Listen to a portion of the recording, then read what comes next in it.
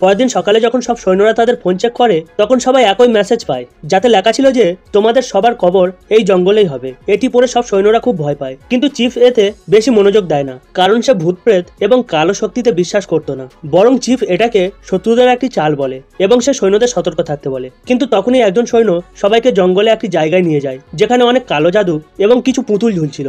এরপর তারা তাদের একটি সৈনিককে দেখতে পায় যে গাছে বাঁধা ছিল, তার চুল উপড়ে ফেলা হয়েছিল, ঠোঁট সেলাই করে দিয়েছিল এবং পেট ফেটে গিয়েছিল। এত খারাপ অবস্থা দেখে সবাই হতবাক হয়ে যায় এবং একজন সৈন্য যখন তাকে বাঁচানোর জন্য এগিয়ে যায়, গাছে বাঁধা সৈন্যটি বাস্ট হয়ে মারা যায়, কারণ ওলেনা তার সামনে বোম ট্র্যাপ পেতেছিল।